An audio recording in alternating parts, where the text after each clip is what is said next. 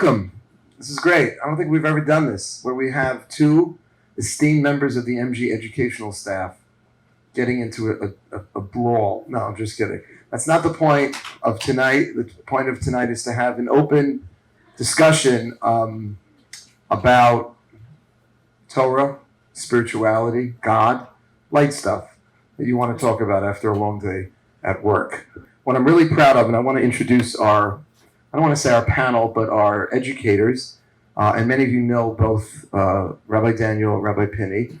One thing I'm incredibly proud of here at MJE is that we try to present a plethora of views on Judaism, and not to present Judaism as a sort of monolithic, take it or leave it kind of religion.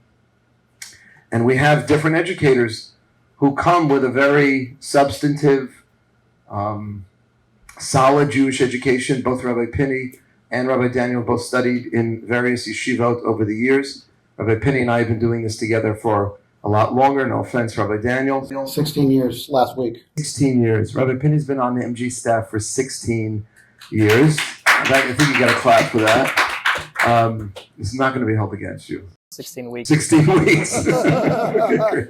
Awesome. So Rabbi Pinny is a great Torah scholar, product of a wonderful yeshiva where I also had the honor of studying, called Yeshiva B'nai Torah in Far Rockaway. His teacher and mentor is an extraordinary rabbinic figure. You should be well, Rabbi Chait. And I had the honor of actually meeting Rabbi Pinny in the yeshiva. And I have a pretty good sense of the kind of Torah and the kind of perspective on Judaism that yeshiva gives and continues to teach. It's been around for many, many years. 50 years this year. Wow. Right. So it's a very established place, and a lot of the teachers there also, anyone who came on our trip to Israel heard from Rabbi Mann, who was a teacher, was my teacher when I was there many years ago. And Rabbi Daniel is a very different, and I'm going to let each of you tell your own personal stories, but Rabbi Daniel's Torah study is from a more mystical, I would say, Chabad, studied at Maimodean, which is a wonderful yeshiva, Chabad yeshiva in Israel. One of the reasons actually we brought Rabbi Daniel on staff was to be able to give you guys and to give our audience and give the Jewish people that different kind of perspective that we're going to be able to hear a little yin and yang tonight. I'm sitting here in the middle for two reasons. Number one, this is a much more comfortable chair than the two of you have, I'm just saying. Number two, I'm a great admirer of both of these approaches. I was schooled personally in more of the Rabbi Pinny world. I studied at Yeshiva University, modern orthodoxy, which tends to be more rationalist in its orientation. But I would say in the last 8 to 10 years, I've gravitated a little more towards the world of Chabad, Chassidut, Kabbalah, mysticism. And I think they both bring incredible power and wisdom to life and to Judaism. And I think both are necessary, which is why we have both teachers on staff. So this is not about who's right. This is not about who makes a better argument or, this is really about learning and deepening our appreciation for Torah through a more rational approach and through a more esoteric or mystical approach. So I'm going to start by asking each of my colleagues and friends to tell us briefly about your Jewish backgrounds and what inspired you, Rabbi Pinny, and you, Rabbi Daniel, towards the rationalist and more mystical approaches to Judaism and to life. Rabbi Pinny. Mark, thank you so much. Great to be here and with everybody here. Thank you for coming out. So I grew up in Seattle, Washington. All right, let's hear it from Seattle. Good coffee, great weather, not so great weather. And my father's a rabbi, and he had the only high school. He was the founding dean of the high school, Jewish high school in Seattle, Washington, called at that point Yeshivat Or HaTzafon, now called the Northwest Yeshiva High School. And he hired, when I came to high school, 3 rabbis, Rabbi Morton Moskowitz, Zichrono Livracha, Rabbi Bernie Fox, and Rabbi Saul Zucker, who are all students of Yeshiva B'nai Torah in Far Rockaway, who after I graduated, were so inspired and so interested and energized by that approach to Judaism, I went to Far Rockaway, and I studied for over 6 years in that yeshiva, and which is basically, to put a little more of a, just instead of the word rational, I'd say Maimodean. Maimonides was the great Jewish scholar of the 12th century, 1200s, 12th century, where he brought his classic work, the Moreh Nevuchim, the Guide to the Perplexed, as well as his famous text, the Mishnah Torah, which is studied in every single yeshiva in the world every single day. So that really is sort of the person who exemplifies the vision of Judaism that I'd like to share with you tonight. Yeah, beautiful. Daniel. First of all, kudos to Rabbi Mark and MGE. This is not that common in the Jewish world to have something. I remember a beautiful video of Rabbi Yosef Beres Soloveitchik going to a Farbrengen of the Rebbe and sitting together. They were in college and university together in Berlin, so we see this proceeding tonight. I came to, even though I had a strong Jewish background and education, I came to my more religious connection to Judaism not through, I would say, an intellectual inquiry, but through a more spiritual one. When I was 15 or 16, I had my first, during prayer one Friday night, I felt something ignite within me. And that spark is what led me to want to learn, what is this? What is spirituality? What is Judaism? Let me look at my heritage and see what this could be from, what's going on in life. I started to wake up to what is life all about. So I think that definitely influenced me from a younger age to, and the learning of the rational side and learning of why we believe what we believe intellectually helped ground that excitement. But I was always thirsting for something more. And for me, Judaism was always a relationship with God. It wasn't something that I just had to do. And just to preface this conversation, we think a lot about faith and knowledge. And usually you think of faith as like a blind thinking and knowledge is intellectual. But according to the mystical approach, faith is connected to the word uman, emunah. Uman, the Alter Rebbe in chapter 42 of Tanya says that it's the idea of training your mind and eyes to see the world as a outer manifestation of God's light. It's something that you can work on. And it's also an experience we can get into maybe later. It's not just irrational or blind faith. And knowledge isn't just something in your mind. Knowledge, we see that Adam, it says, knew Eve. Knowledge, das, is connected to an intimate connection to something. And that's really what my path has been about, which is, you can talk about God. You can talk about visiting Israel. When you're standing at the Kotel, when you're experiencing something, it's something far different that you can't just speak about. And I wanted to find ways to reignite and re-experience again and again that union with Hashem. And I guess that's what kind of pushed me along the mystical path. All right, thank you. That's a great way just to hear a little about your personal backgrounds and what, because so much of the way we practice our Judaism has to do with who we are in terms of our personalities. So let's get into, you mentioned Hashem, God is at the center of everything. I think for both rational observant Jews and mystical ones too. So how do we relate to God? Is God out there or is God in here? We've all heard people say, I need to look inside and find that inner voice. And then we've heard other rabbis and teachers say that, God is transcendental, or he's the King of Kings. He's like beyond us. And we kept praying again and again. So I'm going to ask, let's start with you, Rabbi Pinny. How do you understand our relationship with Hashem vis-a-vis who we are and the way we are created? Who are we praying to? Who are we talking to?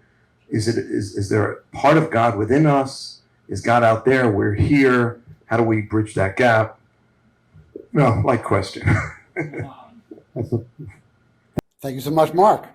First of all, I love that story. It's a beautiful, inspiring story, and I think you've received many blessings from Hashem to be here, and I'm glad that we can have this conversation. Because just to share, just a point, when we have a conversation or a debate, as it was marketed, the debating that we see in our outside world is not a Jewish concept. debating in America, let's say a presidential debate, is to stick to your talking points, and regardless of what the other person says, right or wrong, just to score points.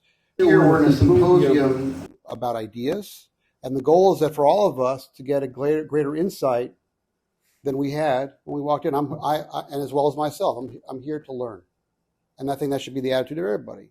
We're really, as it says in the Tanakh, Dorshei Hashem. We should be seekers of God, and that's what we're on tonight. That's the journey we're on tonight. So to unpack your rather very dense question, so let's just start with something which we're more comfortable with.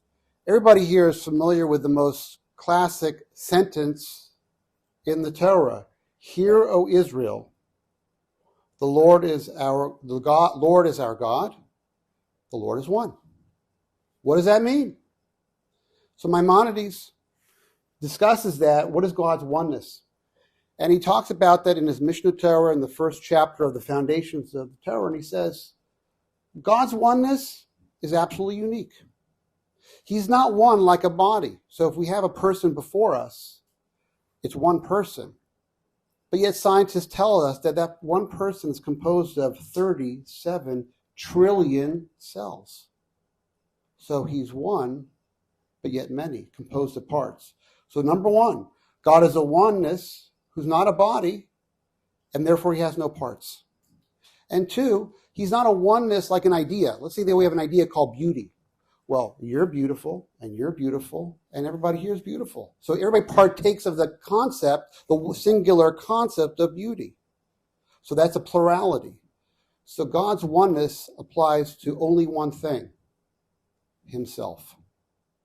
So therefore, God is, he's absolutely, he's perfect, he's absolutely one, and he can't be part of his created world, because if he did, he would have parts.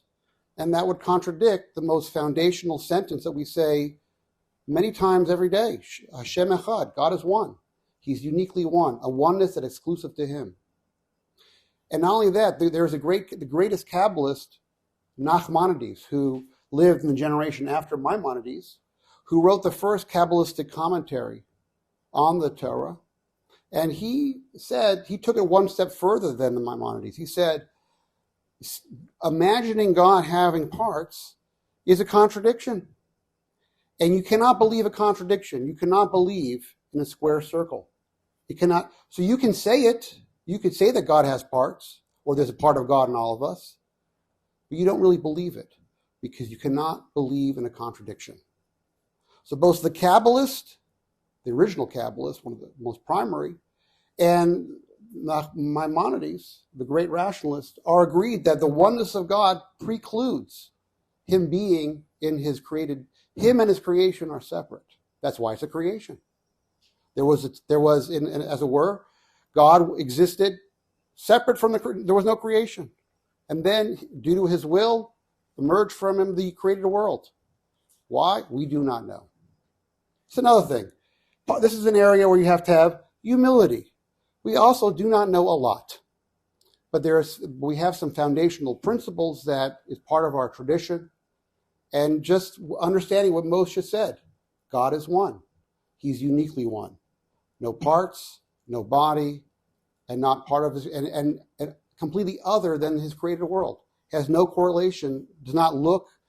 What makes people very confused is the term Tselem Elokim, God's image. That is a metaphorical concept. We have a similarity to God, as Rashi, the great medieval commentator, says, that God, the image of God means reason and speech.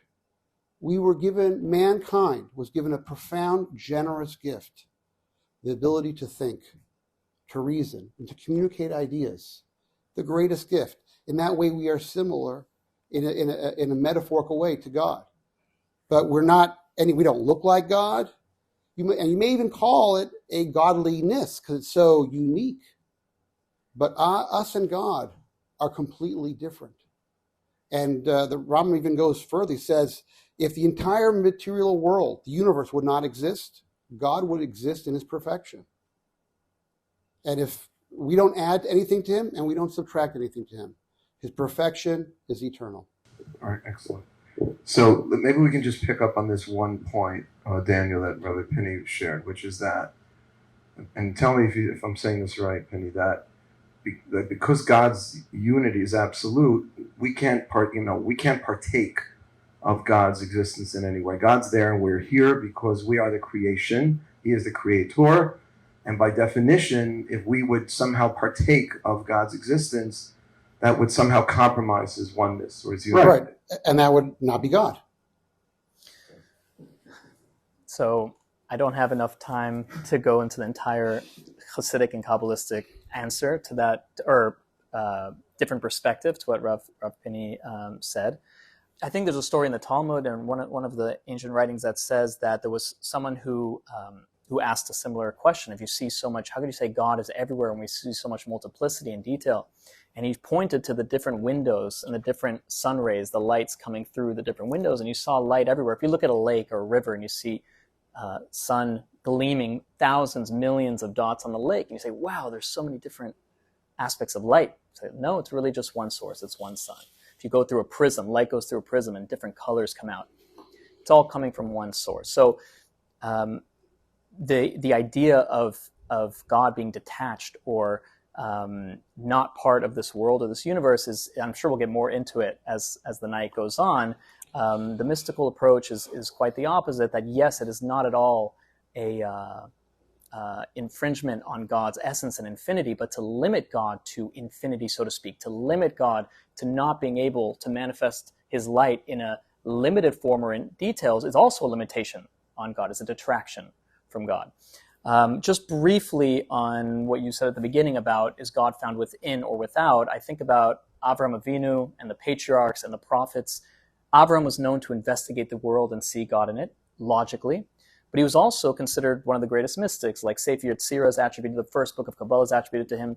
And I think they go hand in hand in that the Jewish people at Mount Sinai experienced a revelation from God, a mystical experience. So our entire religion, our entire belief system is not just a intellectual investigation, but is also something mystical that's experienced. And we could go a lot into, Rabbi Pinny brought up a lot of interesting points, and definitely truth in the Rambam's approach, but there's definitely some differences I'm sure we'll get into.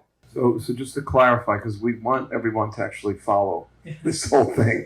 So in response to Rabbi Pinny's assertion that God cannot be within us because it would compromise his oneness, his unity, your response is that just like, let's say, the rays of the sun are hitting an ocean or a lake, and it seems like different, but it's all coming, it's like sort of a prism coming from one place. It would be a limitation, in a sense, of God to say that he couldn't make himself, he couldn't express himself in the physical world through us or anything in the physical world. And anyone who's learnt the mystical writings in depth can trace, so to speak, the philosophical underpinnings of every step of that progression from an infinite being, and how you could still have a cup on the table and say that this is all part of the infinite unity. It's not a simple saying. And I don't know if you're thinking this, but do you have something? Oh, absolutely. Yeah. So first of all, let's just a couple of terms that when people speak about God, they use metaphorical terms, and they're not very precise. So I'll ask you a very simple question: is God everywhere? No, he can't be. He's outside time and space. He's not everywhere. We say every day on Shabbat, we have the Kedusha. Holy, holy, holy, Kadosh Kadosh Hashem Tzvaot, Melo Kol Aretz Kevodo. The glory of God is everywhere, which means the impact, his power is everywhere. He's not here. He can't be here. If he's in space and time, he's physical. You just destroyed God. And the second thing, which the Rambam in the Moreh Nevuchim talks extensively, is another principle is God cannot do the impossible. For example, the classic question: can God lift a rock that he create a rock that he can't lift? No. Can he make himself not exist? Can he make himself into a man? No, he cannot do, because doing that which is not a perfection is not a lack in him. It's true. So therefore, the fact that he can't do that which is impossible, but to do that which is impossible would be a degradation of his being is not a lack. So, and the third point, just about the light metaphor. So Isaiah says that in describing God, he says, "What can I be compared to?" God, since he's absolutely other than us, you can't compare. So you're going to make an analogy like light, but light is a physical thing, either a ray, either it's a wave or a particle. We don't have to answer that problem on that. We got enough problems to answer.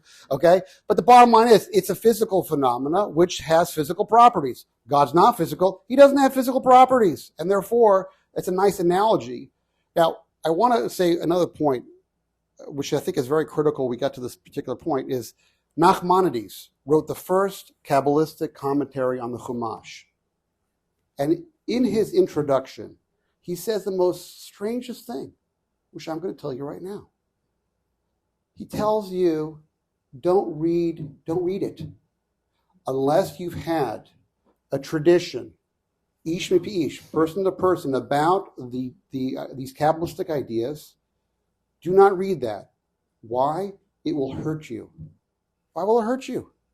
Because it's not something you can figure out logically. There's certain principles of this Kabbalistic metaphysical system that if you do not have those concepts, what's going to happen is you're going to project. You're going to create God in your own image. You're going to, and therefore, and all the Kabbalistic writings are always used in using metaphorical terms. So unless you truly are trained, you're getting into the danger zone. So I just had a great conversation recently, last couple of years. I had a conversation with Rabbi Herschel Schechter, the Rosh Yeshiva of YU, about the Tanya. The Tanya has a dramatic statement in the second chapter. Chelek Elokai Mimal. So for those of you unfamiliar, Tanya is the writings of the first founding Lubavitch rabbi. It's a classic work on Kabbalah. Right. So he says a dramatic statement. He takes a verse from Job. Chelek Elokai Mimal. Chelek means a portion from God, from above. It says mamish, which means you would read on the surface is that there is a part of God amongst all of us. And he says mamish, in actuality. So he, as a disciple of Rabbi Soloveitchik, he says you have to understand. It's a mashal. This is Rav Schechter. This is Rav Schechter. And I'm going to translate the Hebrew, but I want you to hear the Hebrew. There's a mashal of a mashal of a mashal. It is a metaphor of a metaphor of a metaphor. Shlomo Melech had 3,000 of them. Right. So the point being is that we're in these Kabbalistic writings. The reason why I'm saying I cannot say to the Nachmanides, the great Torah scholar of the medieval period who authored a Kabbalistic commentary on the Chumash, that there is nothing to Kabbalah. I'm just listening to him. He says, don't go here unless you are part of such a Masorah, such a tradition. Because if you don't, the damage you can do to yourself is, to use the Kabbalistic phrase, infinite. So you want to be careful here. And to go to the classic Gaonic, Rishonik approach is clear and avoiding problems. And to go into the Tanya is to go into areas which is subject to, if you don't know what's really going on there, you're going to be lost in the mashal, and you don't know if did you get the metaphor, or did you get the metaphor of the metaphor, or did you get the metaphor of the metaphor of the metaphor. So you could end up a little lost. I don't want to rebut a rebuttal because we can move on, but 100% agree about the analogy. The number one rule of studying Kabbalah, it says, mafshit min hagashmius. You must remove the physicality of the idea. When you hear a lot of Kabbalah's analogies, it's pointing you in the direction of an ethereal idea. So you never want to get stuck in that. And I just will add that all before Maimonides and before Nachmanides, in the Talmud and in the Mishnah, and all the sages that our entire Judaism is based on, from the minute halacha we do, were master mystics. Rabbi Shimon Bar Yochai, Rabbi Meir, Rabbi Akiva, who ascended to the Pardes. So this is not only something that is a cute aspect of Judaism, but it is, I would argue, essential. And we will, I'm sure, explore that as we go on. Okay, so I was gonna ask Daniel for you to respond to what Pinny mentioned just about the multiplicity. We can go on forever, but you mentioned that the next question will hopefully give you an opportunity to continue to discuss this issue, which is how do you... I'm here all night. You're here all night. How do you both read the opening verse of the Bible, of the Torah, which we read just 2 days ago on Shabbat? In the beginning, God created heaven and earth. That phrase, how do you understand that from your perspective? And B, we say a certain prayer every morning. We say, Elokai neshama, comma, God, neshama shenasata bi, the soul that you gave within me, tahorahi, it is pure. What does that phrase mean? What is it referring to? And this will, I think, help, flesh out the two different perspectives here that we're hearing from. Daniel, you want to continue? Sure. Anybody know how God created reality based on the Torah, based on Genesis? What does it say? How did he go about it? I'm using he, even though God is not a he. How did he go about it? Speech. It says God said, let there be light. God said, let there be water, vegetation. What is speech at its core? I'm making you think a little bit tonight. Speech, you hear me talking, but what is the function of speech? What does speech do? Beautiful. You have something hidden in your mind, and speech is that vehicle of a gift that allows us to then express it outwards. A difficult gift because it will never touch what you actually, the depths of what you have in here, but at least it gets some of it out to the other.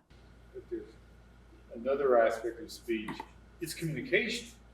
I mean, in most societies, people who talk to themselves are considered strange or mentally ill. The whole point of communicating is to share whatever it is. You're thinking something, physically you're saying something, but the idea is that there's someone on the other side to hear what it is you're saying, because otherwise you're just talking to yourself, literally. We won't go on a tangent, but I would argue just the vehicle of speech, according to the mystical writings, triggers the depths of your thinking, because I would go up to rabbis when I had a Talmudic question. I would verbalize the entire question out, and I wouldn't wait for the answer. I'd go and sit back down. Because by getting it out, the power of speech, it can trigger, it helps you form what's in your mind and understand as well. So speech is powerful, whether to another or even just writing on a journal or voicing it. The mystics go very deep into this idea. It's in Shar Yichud Be'emunah and Tanya. It's everywhere. Speech is an expression from inner to outer. All it means, it doesn't mean, again, remember we just said, you have to mafshit minagashos, you have to remove the physicality of it. When we say God spoke, God doesn't have a mouth like we have a mouth. Speech was God manifested outwardly from inner potential, a reality that feels separate from God, but in truth is not. So one aspect of saying that God spoke reality into being is this idea of us feeling separate and being a new manifestation of God's light. Chassidus takes it further and says that God didn't say it once. God is continually speaking it. And we don't have enough time, but the idea is everything we know of that's created came from something else. You make a table, you make a glass, you make something. There was some form, and you made it into another form.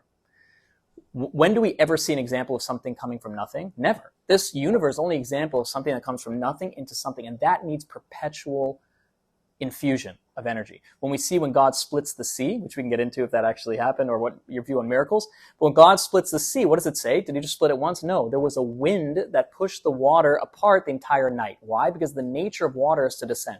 To make it separate, to make something from nothing, it has to be continual. You throw a rock in the air, the moment your energy's out of it, it'll fall back to the ground. This universe perpetually being formed into creation by God's speech. God is speaking, I would say singing, this reality into this world, the universe into reality at every moment.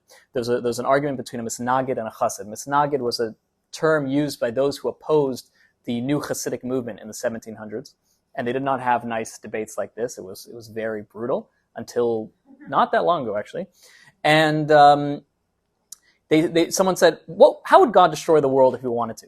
So the Misnagid said, well, God could light it on fire, and then you could take the ash and throw the ash into the water, and the water would slowly, melt into little, and then it would disintegrate into the earth, and he gave a whole thing.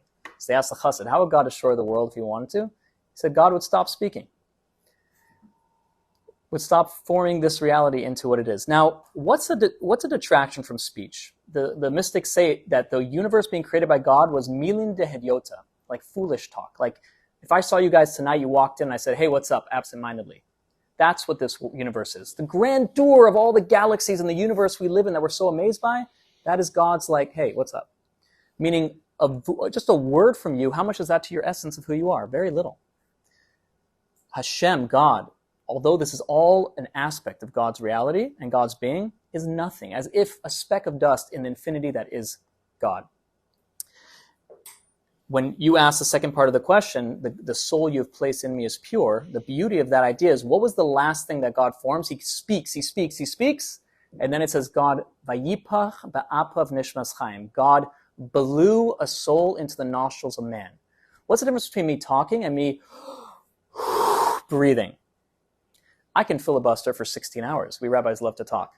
But if I took a deep breath in and blew out, I need like a second to recover, because that's coming from like the depths of my being. It's a deeper part of my breath. So again, we're not speaking physically whatsoever. God forbid. But when it says God spoke and then he blew, it means that the soul of you, your soul, the soul comes from a place deeper than any aspect of the universe, including angels, including the higher worlds, including the vastness of the universe that we seek. Your soul comes from a deeper aspect of godliness. And tapping into that allows you to go beyond anything that your eyes can see. More to say, but I'll stop on that. So the breathing, you're saying, is that where the Kabbalistic idea that there is a part of God within us? Because, when the person breathes, like I saw once, I was in Italy, and I saw a glass blower. It was in Venice. And there's a part of the blower, there's a part of the creator. We said this Friday night, actually. There's a part of the creator within the creation. Is that where this Kabbalistic idea that there's a part of God within us come from? Because neshama, neshima, and all that. Absolutely. Neshama, the word for soul and breath, is the same. But just regarding the glassblower analogy, Rabbi Aryeh Kaplan in the book Jewish Meditation, he uses the glassblower analogy to refer to the 5 levels of the soul. And he says that the breath of the glassblower that enters the bottom of the vessel to start to form it, that's your nefesh, your lowest part of your soul. The wind, so to speak, of the breath that comes down is your ruach. As it's leaving the throat is like neshama. Chaya, the 4th highest level, is the breath before it's left the throat of the glassblower. And yechida, the essence of your soul, is the will of the glassblower to even want to blow out.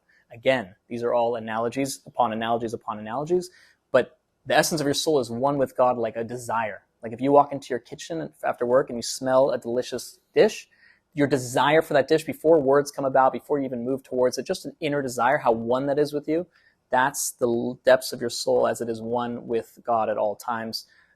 I'm speaking too much. I'll pass it on. And, Rabbi Pinny, how do the classic, I guess, medieval rationalists then understand speech versus breath then? So there's world, yeah. Excellent question. So the first principle to decode this entire Genesis story is Dibra Torah Klashon B'nai Adam. 5 words. The Torah speaks in the language of man, which depicts God metaphorically as a man. In the chapter 1 of Genesis, what is God analogous to? He's a contractor. How long is his job? It's 6 days. Okay, how's it going? First day's good. Second day's good. Third day, not it's still incomplete. Then we have each day, and then till the 6th day, until the entire universe, or at least the human, the solar system or the Earth is tov ma'od, very good. So the language of God speaking, these are metaphors. God does not have them, as mentioned, since he's not physical, has no mouth. So his communication, his wisdom animates, the wisdom that flows from him animates the entire universe. And by analogy, as far as God speaking the universe in, but the universe needs to be continuously willed. Imagine you're in a pool, and somebody throws you a volleyball, and they ask you to submerge the ball. The ball is submerged down.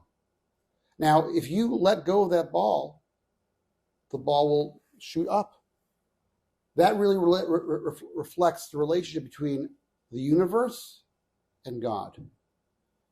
The universe is, and this is a contingent, is an unnecessary existent. It does not have to be. This is a major dividing point between our conversation. The universe does not have to be. What has to be is God. God is the necessary existence. The universe, and by extension us, we don't have to be.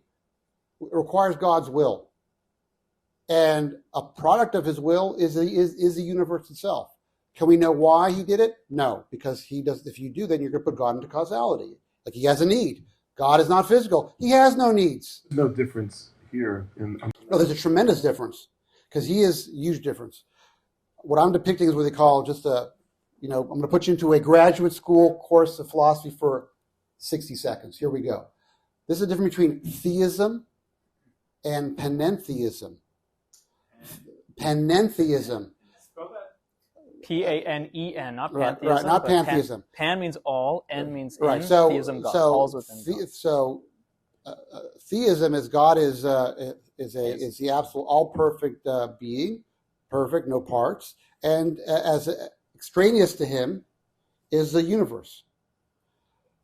Pantheism is God and the universe are one. God is sort of like the best way to describe it is he is essentially the mind of the universe. He is the hard drive. He's running the software. This is actually the God that Einstein believed in, Spinoza. Okay, that the wisdom of God, it runs the universe. The laws of nature, that is it. Panentheism is that everything is within God. The universe, and he's beyond that. He's within beyond that. Now, both. yes, yeah. Panentheism is trying to get the best of both worlds. You want to be a little theistic, and you want to have the benefit of pantheism. Now, again, that position which is not part of the classic Jewish until the modern Kabbalists. I don't mean the prior Kabbalists. I'm talking about the Arizal on, which is 1600s, seems to be again what I go back to my first point. I don't know how you can say that and maintain God's oneness, because basically you're saying then we're all God. So why do I have to dive into God? I'm going to dive into myself because I'm God. Because then you'd be limiting it to one thing. So panentheism is. So, but if everything is God, then I can pray to Him.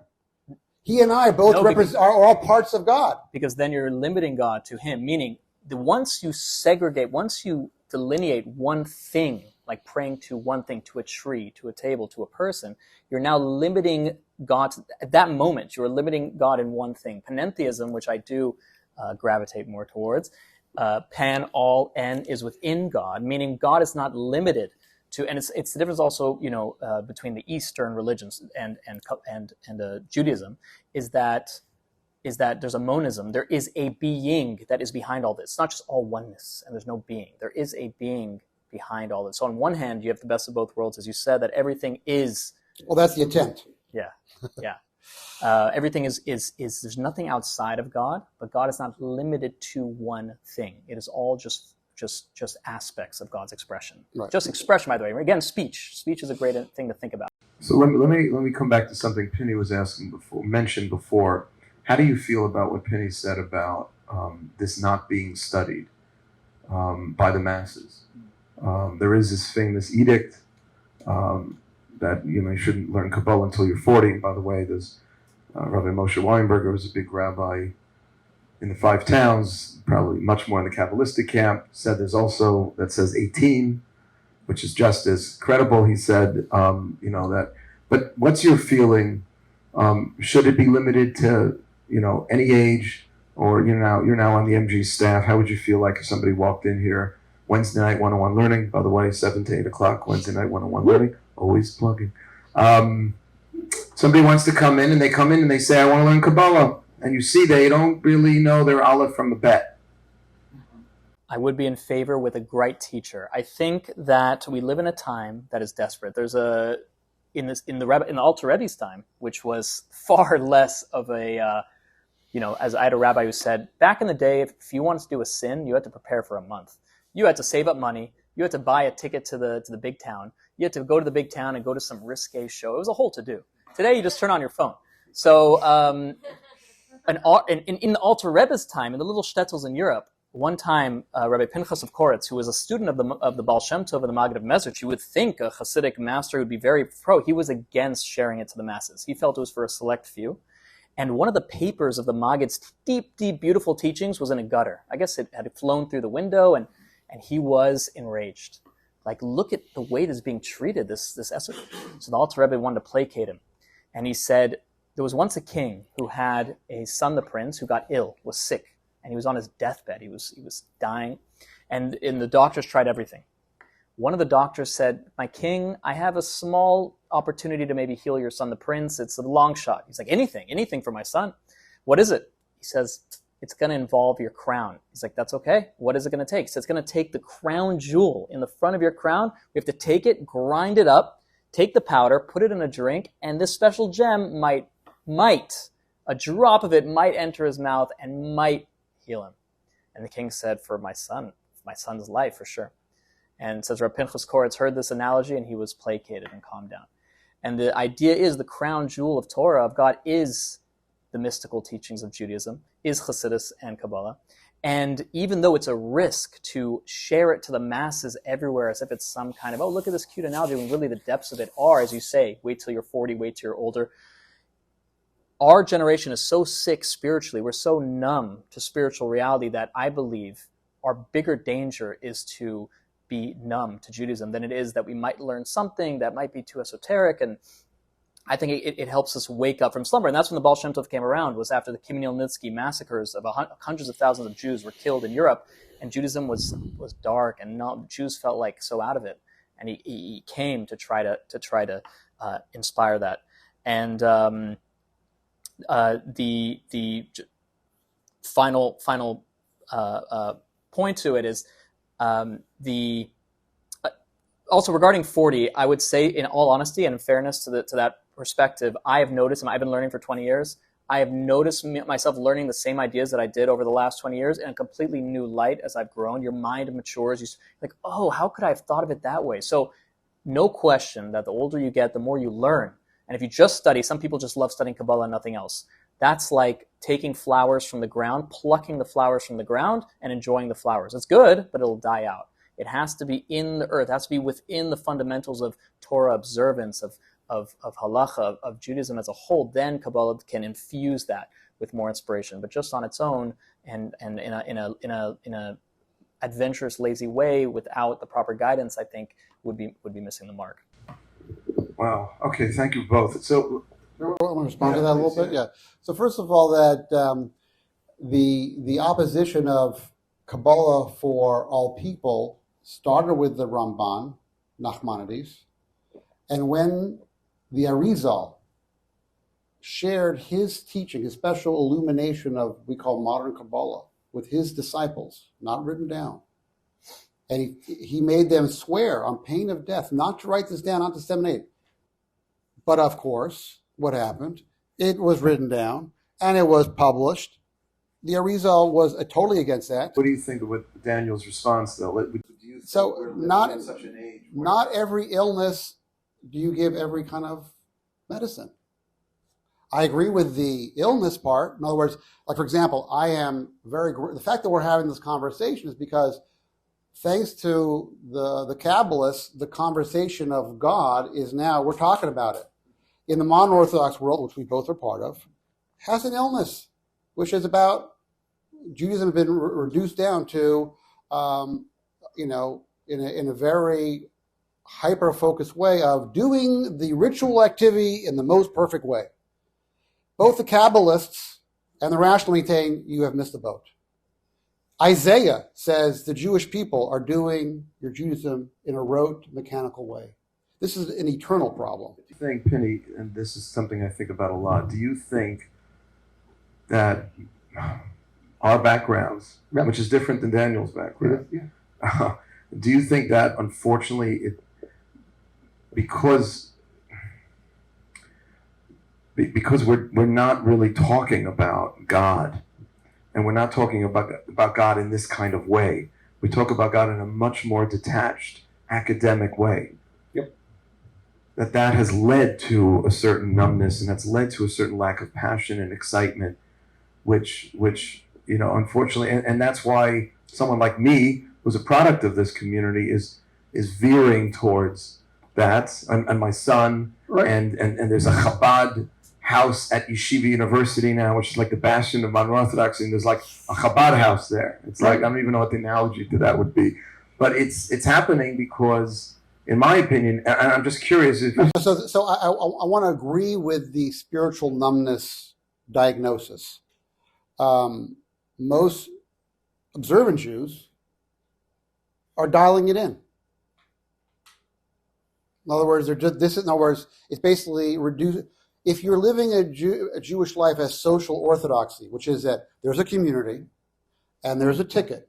You want to be in the club, you got to do the certain behaviors. And then the focus becomes focused on all the precise way. Now I have a halacha chat, so I'm not a stranger to halacha minutia here. Having said that, the Kabbalists, that there has to be a kavana. That's the big word in Kabbalah. In focus, intention, devotion, whatever you want to call that, and the great medieval scholars, Maimonides, Numbness, also made it. You have to do mindful Judaism to be an activity of mindful activity. Mindful activity is a key phrase. So if you're just doing ritualistic behaviors in a thoughtless manner, it of course is going to feel dead, and then you feel like I'm a walking dry stick. So you need something. So Hasidic is the Hasidic approach has an immediate appeal. I mean, I think the Baal Shem Tov approved that quite succinctly. And in fact, the challenge, many historians say, during the time of the in other words, there was the elite scholars who were having a robust life. By the way, the Misnagdim, the posers, also agreed with Arizal. They were not rationalists in the classic sense. They were disciples of the Arizal. The Vilna Gaon wrote a commentary on the Zohar. Having said that, they shared, but the Gaon of Vilna put the Baal Shem Tov and the Baal in Cherem, in excommunication, because among things, he felt that they got the core concepts distortedly wrong, which is very destructive, and B, this is not to be shared with people, no matter what. In other words, if there are problems, just because you have a solution does not mean that is the right solution. Now, I agree with the diagnosis. Doesn't mean that we have to give them, in my view, a Judaism which is a new perspective, which as I think I've already articulated, has systemic challenges. Just a very short story based on what you guys both were saying about modern Orthodoxy. It's because this is actually new for me. I guess my family, I would say, is modern Orthodox, and I've been around, but in San Diego, California, where I grew up, there wasn't many. Either you're few religious people or you're not religious. I've always taught, and my friends and everyone worked with are not religious whatsoever. And that's what I mean when I say spiritual numbness, and I imagine it applies across the board to all of us in different gradations. Rabbi Akiva Eger was one of the great Gaonim and rabbi geniuses in Europe. His grandson, I believe, was Rabbi Leibel Eger, who became a chassid, became a mystic. And they were not too happy with that. So the story goes that he went to the court, I believe, of the Kutzker Rebbe, and he went to visit to see what's this Hasidic mystical movement all about. So he shows up, and it's Erev Yom Kippur, just before Yom Kippur is coming in, holiest day of the year. He comes early, he starts praying, reflecting on his deeds. It's about an hour to go before Yom Kippur starts. He's in shul early, and about half an hour before Yom Kippur starts, the Hasidim there they lay a table out, and they put a ton of food and drink on it. It's like, that's strange. I mean, I get the meal before Yom Kippur, but like right before in the shul, all right, fine. And he sees them eating and talking, and they're talking about life, and they're talking about ideas. Looks at his watch, it's 15 minutes to go. And he's like, this is getting a little tight, guys. Goes down to 10 minutes. At this point, he can't contain himself anymore. He's like, I know these guys have different practices than me, but this is about as real as it gets. He walks up to them, he says, my friends, it's Yom Kippur starting. They kind of ignore him. It's about 7 minutes to go. He says, my friends, the Torah, the Torah says that you have to afflict yourselves, which we know means that you have to fast on Yom Kippur. And they look at him like, kind of pay attention. They move up, keep going. They're eating and drinking, talking. 5 minutes left. He says, my friends, it says throughout Tanakh and further in the Mishnah and in the Gemara that you have to fast on Yom Kippur. 3 minutes left. He says, in Shulchan Aruch and in the Torah and in the Acharon, the Rishonim and in the Acharonim and he starts listing all the sources where you're not allowed to eat on Yom Kippur. They still don't pay any attention. 1 minute left. He says he's about to lose it. He says, God said that you can't eat or drink on Yom Kippur. So they turned in and quietly they said, oh, God said? And they put everything away and got ready for Yom Kippur. And the lesson they were telling him is don't get lost. Of course, we keep everything in halacha because we know that it's rooted in the Torah, which is rooted in God's will.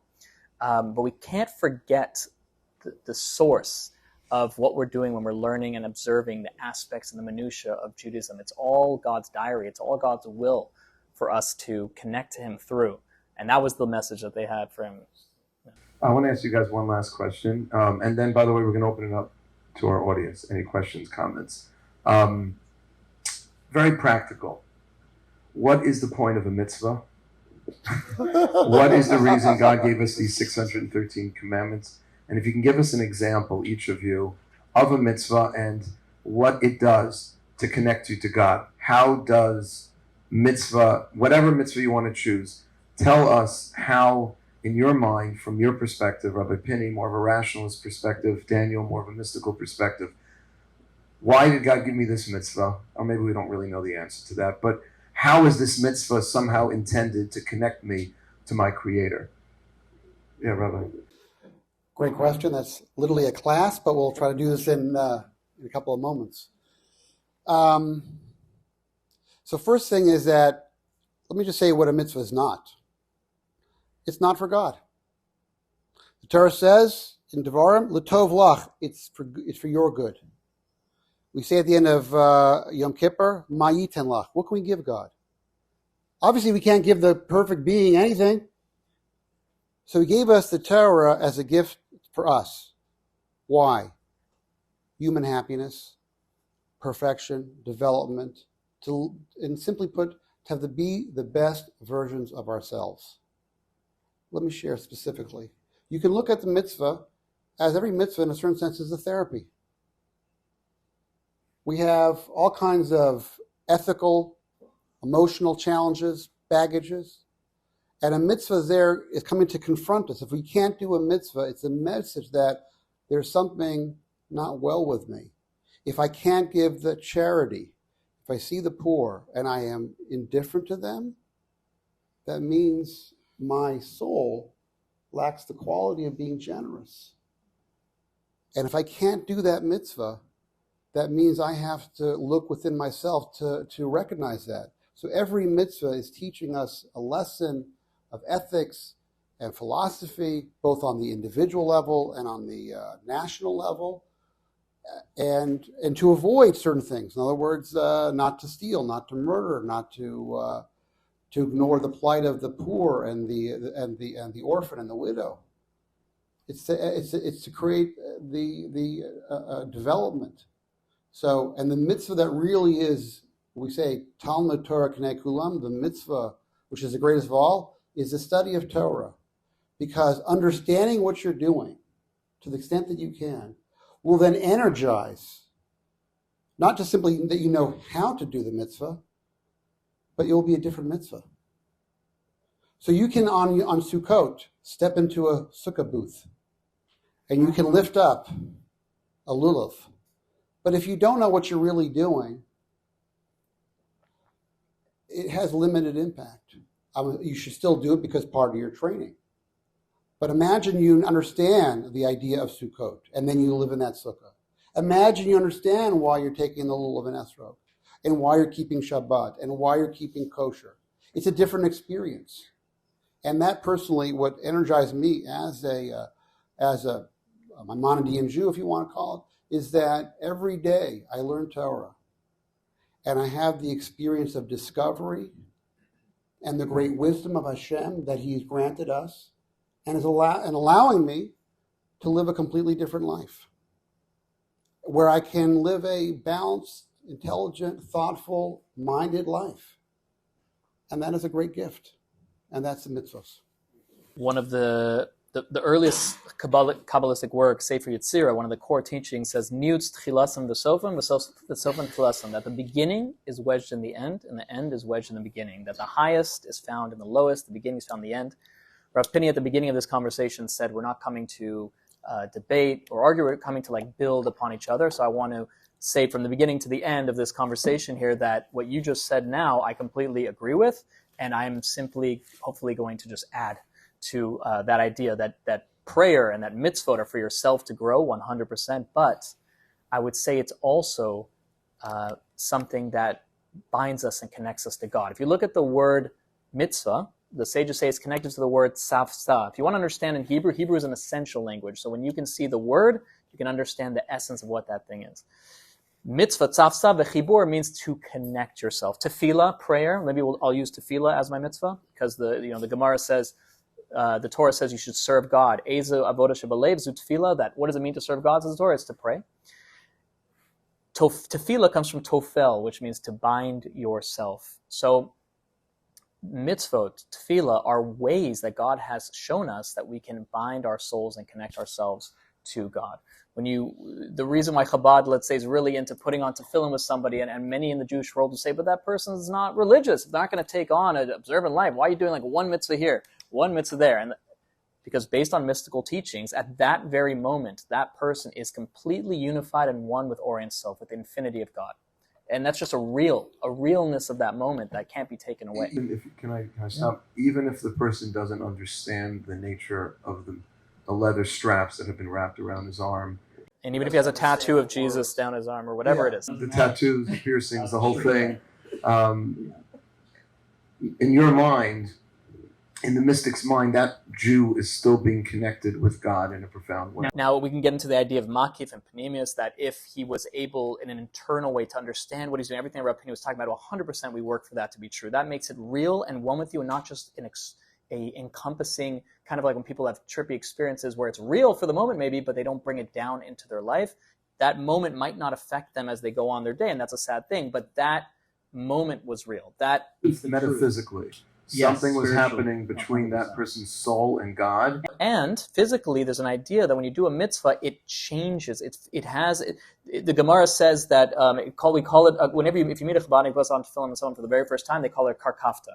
Because in Aramaic, karkafta means a skull. According to Judaism, a body that has never put on tefillin and then puts it on once is a changed body. It's not the same human. Do you agree? No. I wanted to, yeah. By the way, can I just say, for years I was so skeptical when I would see the Chabad guys on. I'm supportive of the Chabad putting on tefillin. Of course. I mean, in other words, I'm pro tefillin. By the way, guys, I'm pro tefillin. But I'm just saying that is could lead to something probably. But no. Right there, he is doing.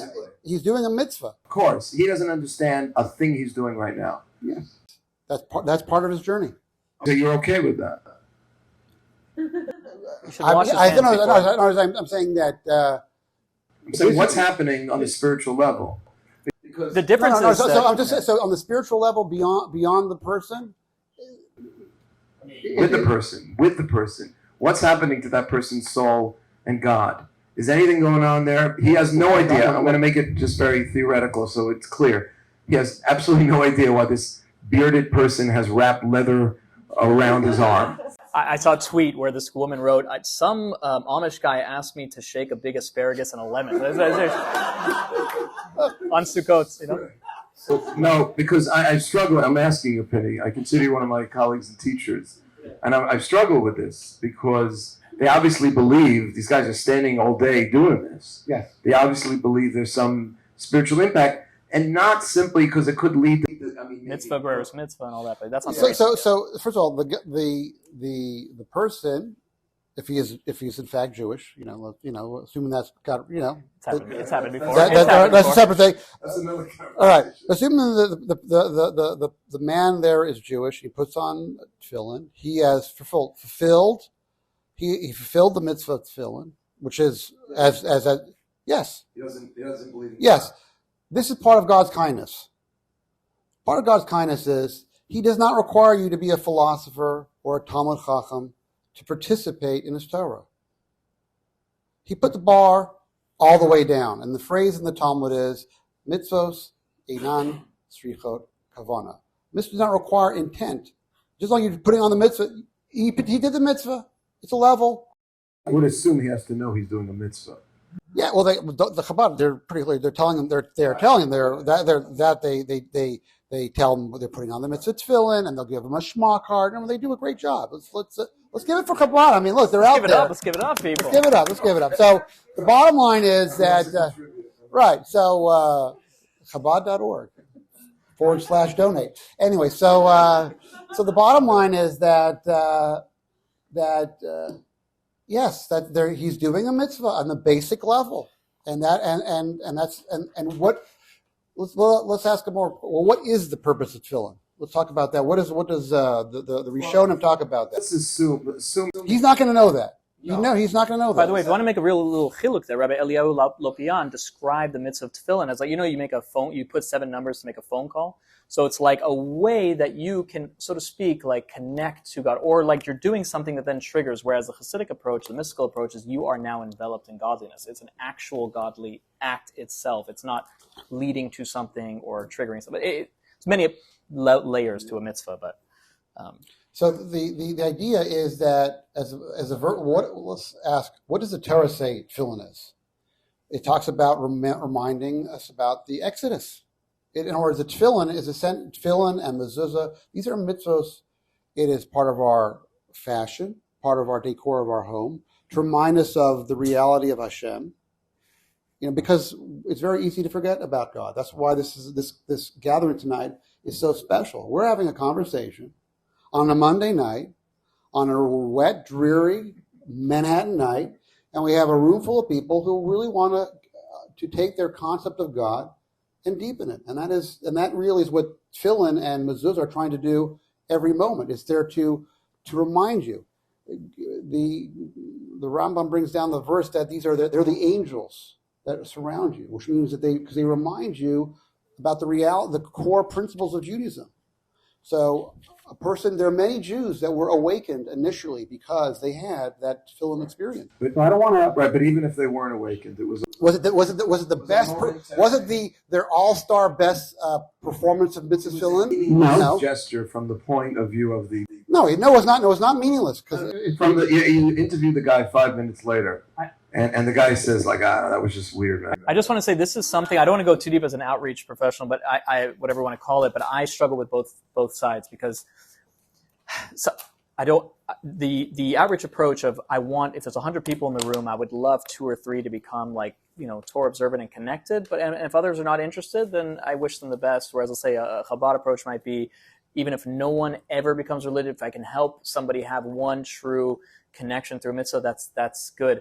I have an issue on that side sometimes because in that world, it's sometimes content with somebody who will come to your shul for 20 years and never, maybe go. My mother was teaching a Torah class for 5 years to the same group of people, South Africans. My family is South African, my dad, my mom's French. She's teaching them. And after a while, she's like, guys, have you changed anything? They agreed that for 1 week, they would go from lobster to like just crab, like that week. And my mother's like, I'm done. She actually stopped the class. They're like, what do you mean? We love this class. She's like, you guys aren't changing at all. I will tell you, Daniel, and we had this conversation. I was interviewed on another podcast called The Orthodox Conundrum, where we spoke about this for like an hour.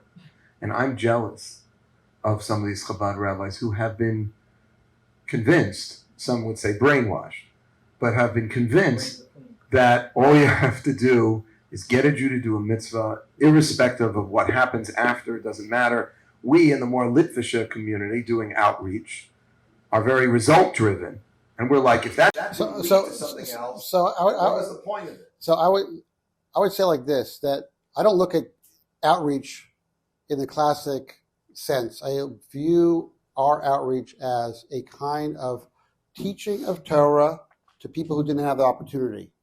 And you have intelligent people. They ask great questions. That's what keeps me at MG, the great questions. Never bored here. Fantastic.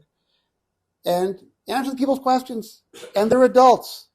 And if they want to make a change, that's it. And if they want to know how to make a change, I'll help them. But I think that the key element is to honor the person's free will, which we didn't even talk about, the free will topic. Honor the person's free will, honor their maturity, honor their intellect, answer their questions the best he can. And if you didn't, well, maybe the problem is not them, it's you. Right, so now we're getting very practical. This is a good way, we're going to finish this, but this is a really interesting, what they call in Hebrew, nafka mina, like a practical ramification of these two different views of mitzvah observance. Whether or not the mitzvah is intending you to reflect intellectually on a certain idea, and if you reflect on the idea, great. If you didn't, I don't know really what. Ideally, as opposed to the more Kabbalistic view, which is that, and you might call this magic, okay, but that when I do a mitzvah, because I'm following God, there's something changed. I just affected some change in myself and in the universe. That's what the Kabbalists teach. Every time a Jew does a mitzvah, you literally raise it. Even if there was no kavanah, there was no understanding, you plug that plug into the wall, you just zapped electricity. Something just happened. That is a difference. Yeah, I think that is a difference. And that's why it does come out in terms of the way Chabad rabbis will do outreach versus the way some other people will do outreach. Some are much more result-driven because they don't feel the mitzvah itself is significant. The mitzvah is just a means towards a greater end, whereas the Chabad or more Kabbalistic approach is more that there's something inherently changing metaphysically, even if you don't feel it. And Rabbi Pinny won't like this at all, but he said also the idea that it's all for you means then it should be the person changing, whereas the way I see it is for God to a certain extent. If you want to get into the Kabbalistic philosophy of Tainug Morkav, Ubilti Morkav, the idea of a will or a pleasure that's not based on you doing it, meaning God doesn't lose something by you not doing it. However, it does still bring pleasure. It's a pleasure that is God gets from us serving Him and doing these mitzvot. So this idea of the power of a mitzvah, I think, also comes back to what you're saying in that respect. It's not just for right, you. So, yeah, obviously, God. You cannot give God any pleasure. Also, another thing, I just want to say Disagree. that. I'll throw out a question. Does God have any feelings? No. Thank you. Sociopath? No worries. God. He does. We do. But yet, you'll say. But the Torah says. But yet, I'm going to bring up the kasha here. But yet, it says the Torah says He loves the nation of Israel. Ohev Amo Yisrael. So just to clarify what that means, we're going to give the full package over here tonight. The idea is that God helps the Jewish people and helps individuals in a way that within our framework it is perceived as a loving action. In our world, it's perceived. God does not feel love because that means He has changed. That means you're talking about God has changed. Malachi says, "I am God; I don't change." So therefore, you go from a state of neutrality to love. He has no body, no emotions. That's it. So I hate to be the guy telling you there's no Santa Claus, but the guys are you guys are over bar mitzvah already. Most Hasidic rabbis have a similar perspective that you're talking about, but banim atem Hashem Elokeichem, you are children of Hashem your God. Does a mother care when her child's in pain? I think so, and that's multiplied on an infinite level for God. Now, how you want to define that pain? There's a beautiful in Tikkun Leil Shavuot, on the night of Shavuot, where you stay up all night learning. There's a story from Rabbi Yosef Karo, who authored the Shulchan Aruch, and Rabbi Shlomo Alkabetz, and they were all in Salonika.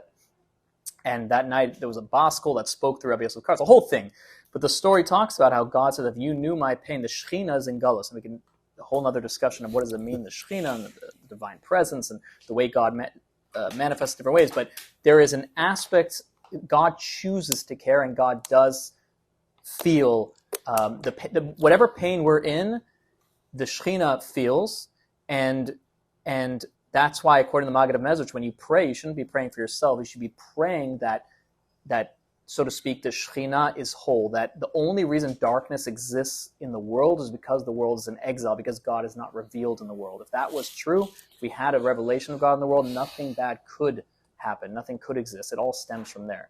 So, yeah, different perspective, I would say, on that. All right, guys, thank you. Some questions, comments? Yes. So you're having this wonderful conversation about Kavanah, about intention of doing mitzvot.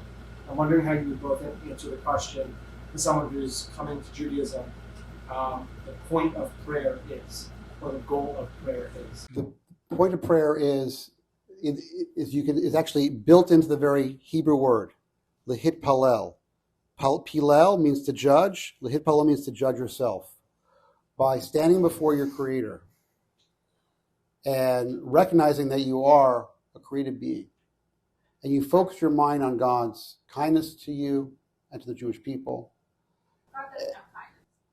God's actions that are in our world are perceived as kindness. Thank you for that clarification.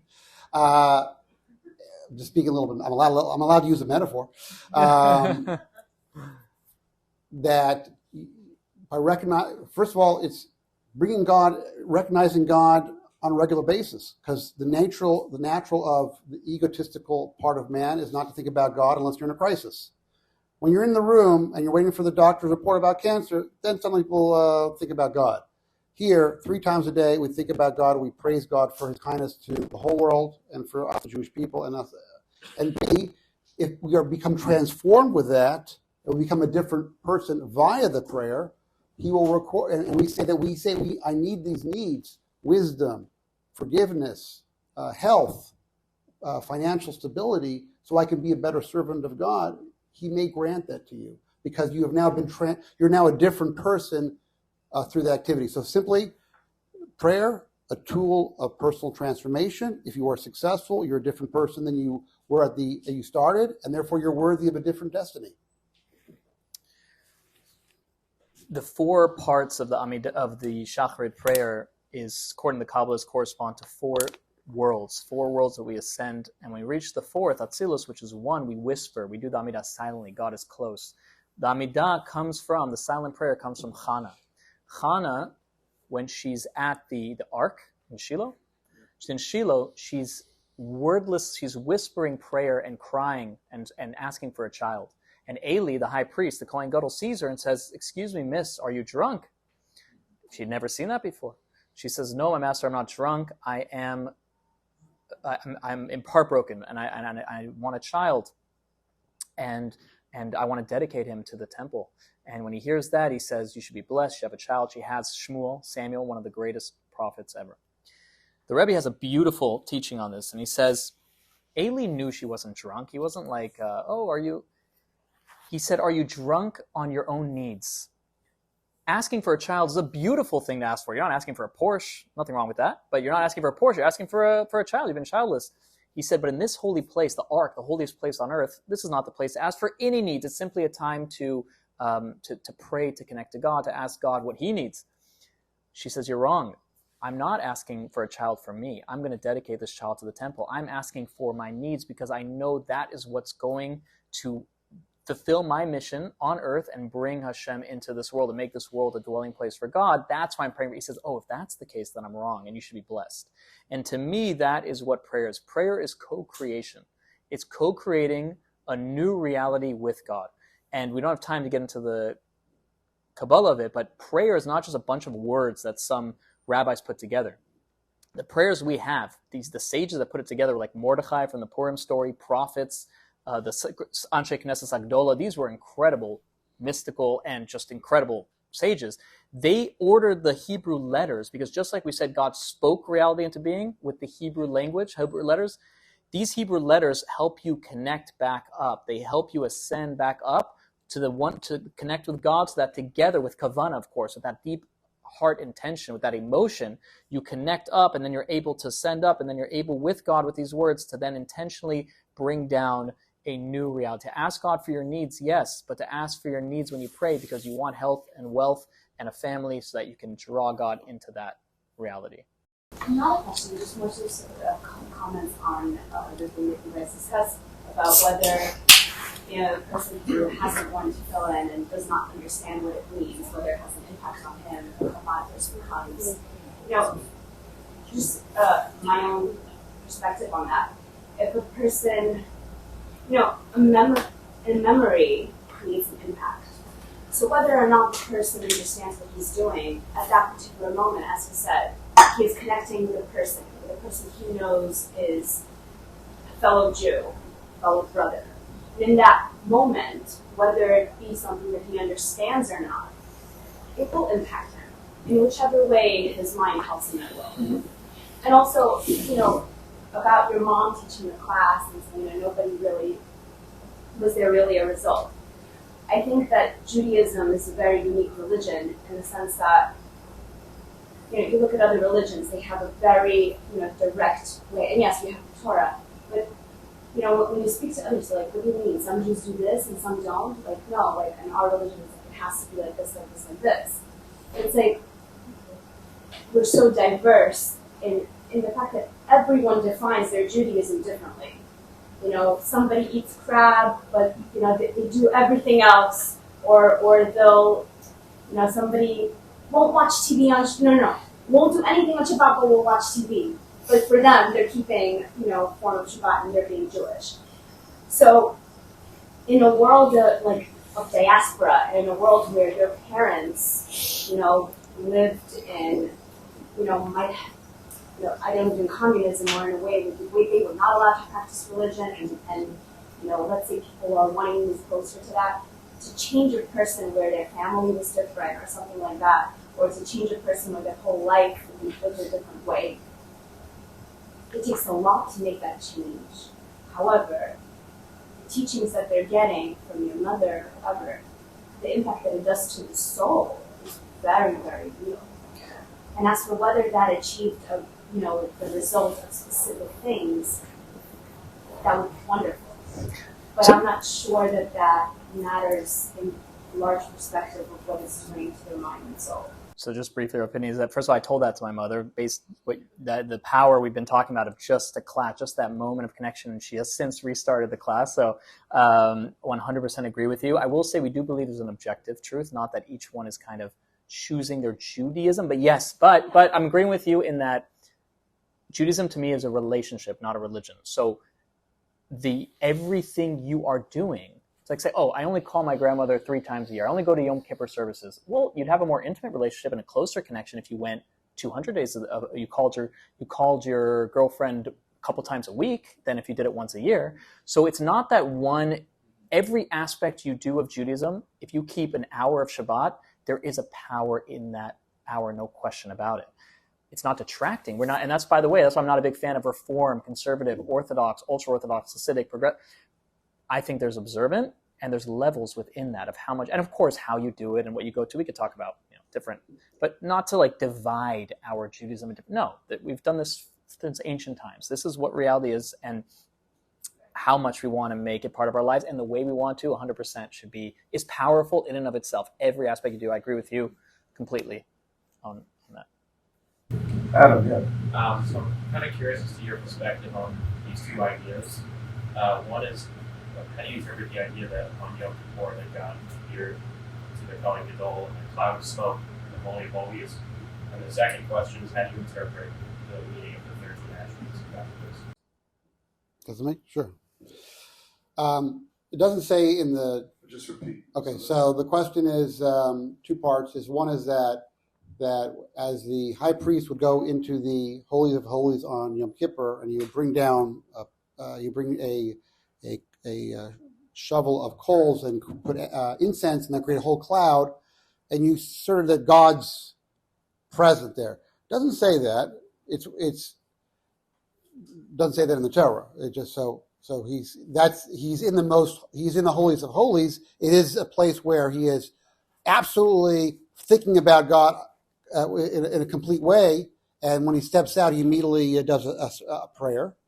As far as your question, what does it mean? The 13 attributes of kindness, of compassion. Yeah. Hashem, Hashem, God, Kel Racham V'Chanan Erech Apayim Rav Chesed. These are really the reason why they're redemptive, is because these are the way that God does his actions as perceived to us. And how do we become better people? By being compassionate, slow to anger, truth, forgiving. And that's how you become more godly. And that's really, we say that throughout Yom Kippur, because those are the things we have to work on. How do we really, because it's not about, the prophets don't talk about the Jews are not keeping glatt kosher. What do they talk about? You are ignoring the plight of the poor, of the orphan, of the widow. You're involved in idolatry, in religions not your own, or religions of your own making. We got to go back to basics. And we talk about the 13 attributes of God. that's to educate us to become more godly, what we call to imitate him. Just as he is called righteous, you have to be righteous. I have to be righteous. We all have to be righteous. Just as he is kind, we have to be kind. And these are areas we have to work on continuously because it's very hard for us. And that really is that's part of the transformational experience of Yom Kippur.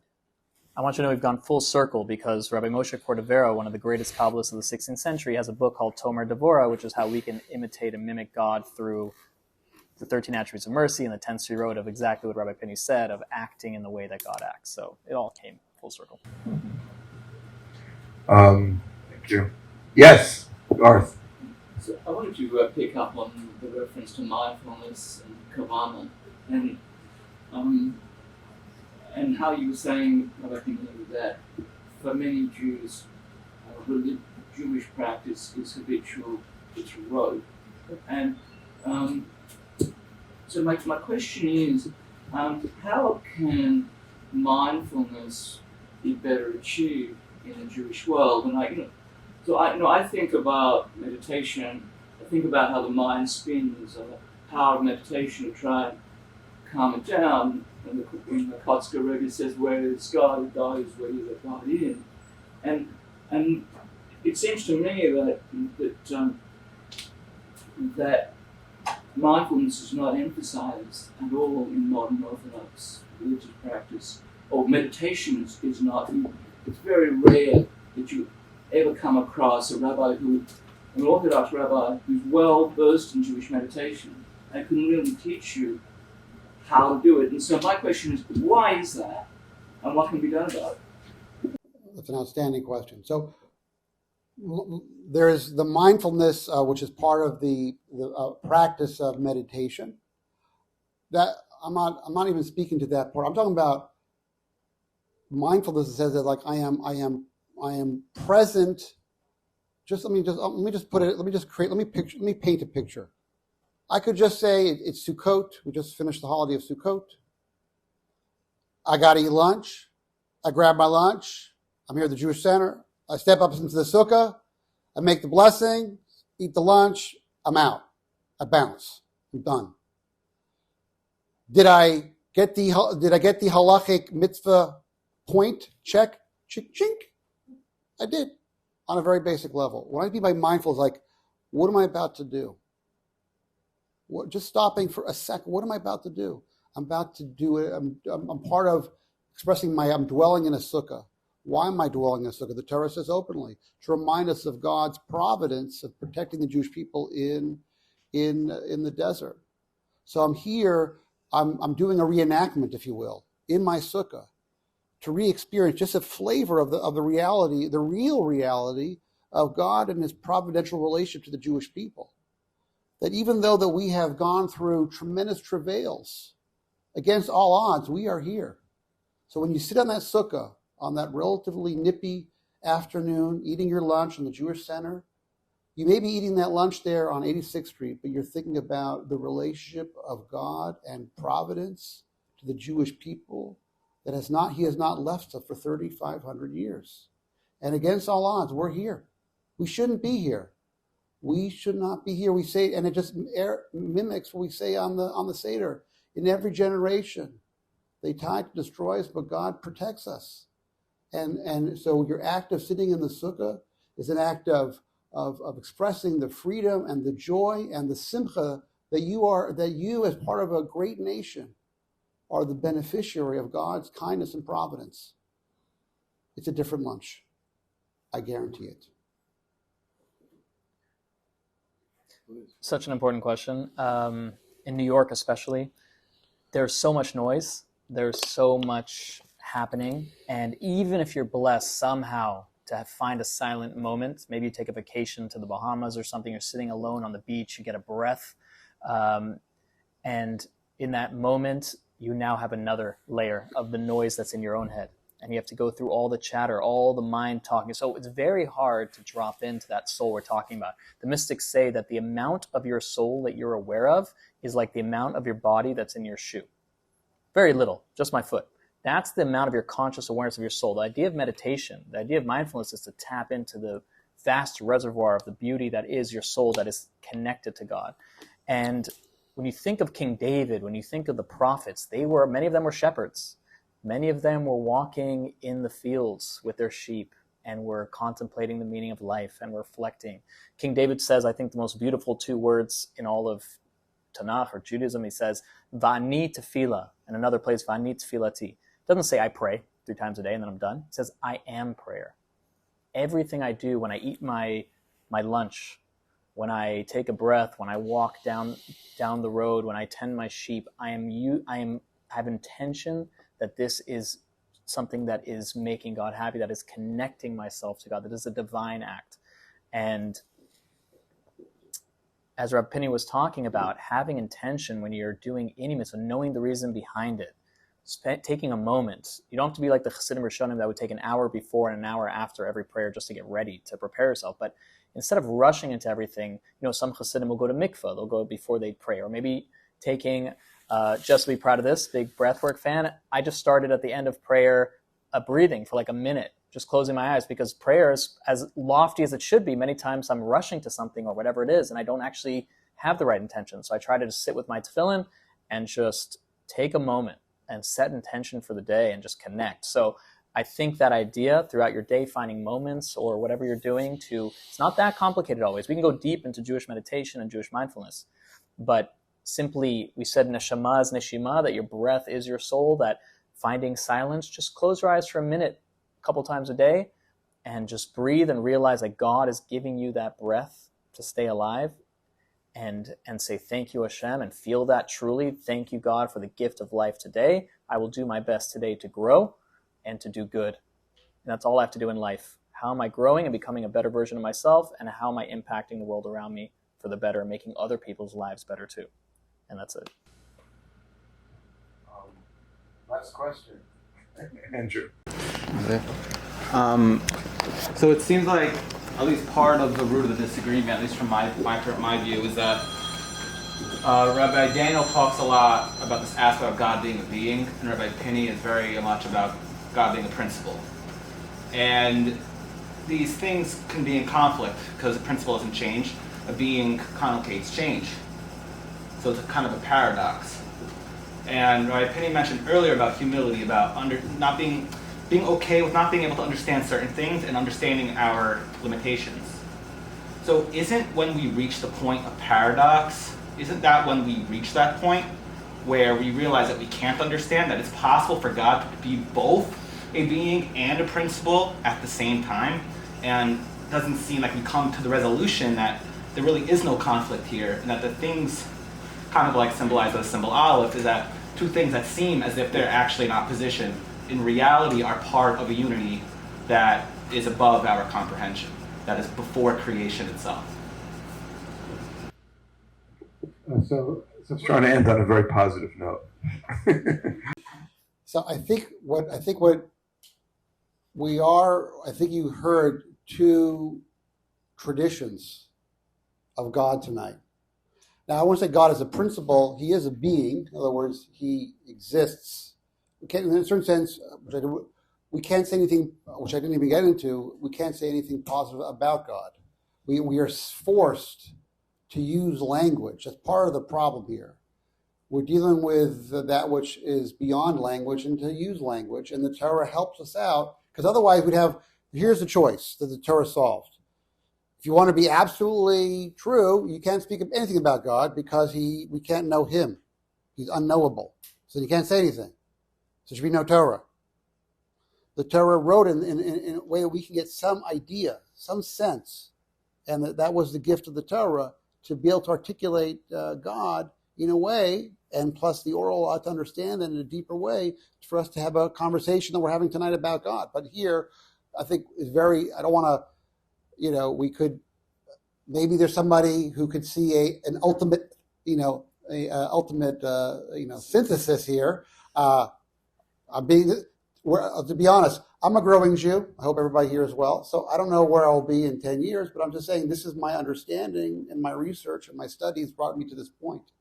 And I think I want to go back to the point of humility. I heard a beautiful statement by Rabbi Usher Weiss, he's a current He's a great posek, a great halachic decisor. He says, who's a perfect Jew?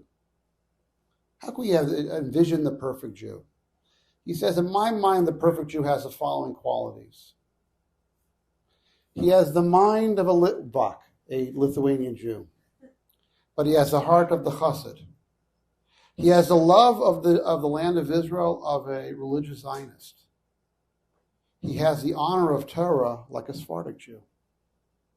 He has the integrity and honesty of a Yekisha Jew.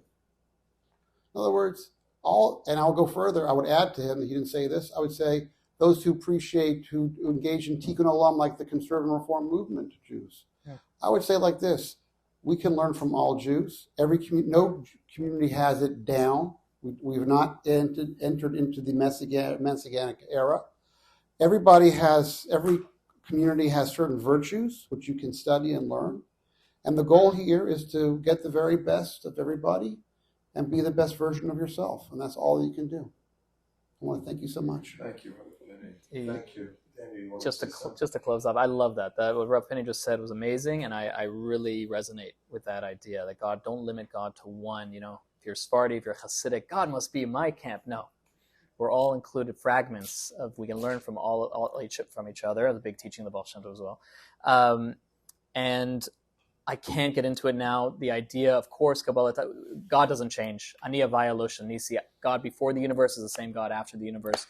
Kabbalah goes to great lengths and Chassidus to explain Mamale Kolamin, Soviv Kolamin, Atzmos Unos, the idea that God's essence is beyond the finite light that is changing, and what God is in an infinite way. We can't get into that now. There was a story of a chassid, Rav Gerari, that was asked by another chassid, explain to me the essence of God. And as he opened his mouth, he slapped him across the face. You can't describe the essence of God. But the term in Yiddish for God, anybody know what it is? Eibishter, the one who is above any of our description, our understanding. So how do we put it all together? I'll just close off with Rav Zalman Gupin, who's one of the most famous mashpim, Hasidic teachers in Israel. I went from Jerusalem to Kfar Chabad for a summer just to learn from him, and he was very special. He is very special. And one time he said, he taught in Hebrew and sometimes Yiddish, and he said that there was an old Hasidic song that went like this. It's a little different to Beyonce. It went, Leis hasar panui mine, leis machshava tvisa be. Leis hasar panui mine, leis machshava tvisa be, which means, Leis hasar panui mine in Aramaic means there is no place devoid of God. But then leis machshava tvisa be means no thought can grasp God at all. There is no place devoid of God. It's right here. But no thought can grasp even a taste of what that... So I think it sounds like a contradiction in terms, but there's an idea, at least from the mystical point of view, that you're never alone, that God's presence is around everywhere, and yet it's going to be a forever journey to God transcends our understanding. They're both true at the same time. Thank you guys all for coming to listen to us. Let's give it up for Rabbi Daniel, Rabbi Pinny. That was really, really amazing. Thank you all for coming. This is really very, very special. We'd love to do this more often. And wow, it's only 9:45. That's pretty unbelievable.